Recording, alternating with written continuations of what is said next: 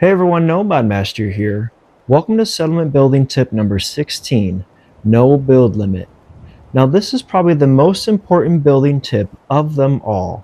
And I know every YouTuber who builds settlements has probably posted about this before, which is commonly referred to as the weapon drop glitch. So most of you probably already know that each settlement has a building cap, and when you reach it, your size bar becomes yellow and full. The only way to reduce that size bar is to do the weapon drop glitch.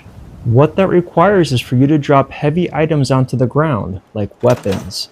And then what you can do is enter workshop mode and scrap or store those weapons to reduce the size limit. Here's the thing though, when you're scrapping or storing weapons, you want to use the ones that are most effective, which tends to be weapons with lots of modifications, or the gamma gun. For some reason, the gamma gun has a lot of weight to it, so it really is smart to just collect a bunch of gamma guns and store these repetitively to reduce your size limit quickly.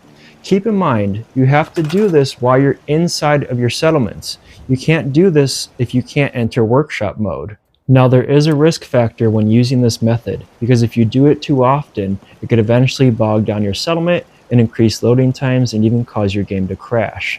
It takes a lot of objects to be built past the limit for that to happen, and each settlement is different. They all have different size limits, so you kind of got to feel it out, pay attention to your frame rate, and make sure that you're not building too much. If you're using this method on a settlement that has a close proximity to another one, like Taffington and Covenant for example, be sure that you only exceed the limit on one, because if you do it on both and they're so close together, it could cause your game to crash. Now that we've taken the weapons back out of the workshop, we can enter workshop mode, and you can see that taking them back out of the workbench doesn't make the size bar go back up. So I'm going to show you guys a few more tips when it comes to preventing your settlements from having a poor frame rate, crashing, or having long load times. And one of those things is removing all freestanding objects once you're done taking photos.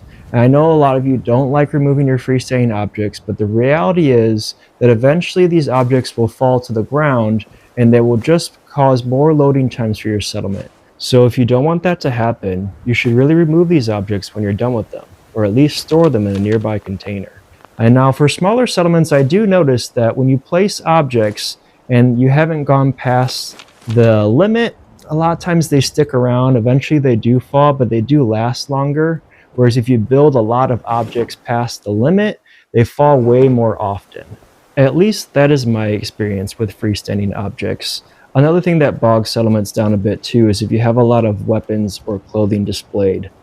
So one more thing, this is my theory, and that is that ceiling fans, especially built in excess, also bog your settlement down. I had a lot of ceiling fans in Sanctuary a long time ago, and I removed them all except for like one or two, and it seemed to dramatically improve my settlement's frame rate and load times. So usually what I do is I make a rule of one ceiling fan per settlement. It doesn't seem to have any effect on my settlement's frame rate or load times. So that pretty much concludes my video for today, guys.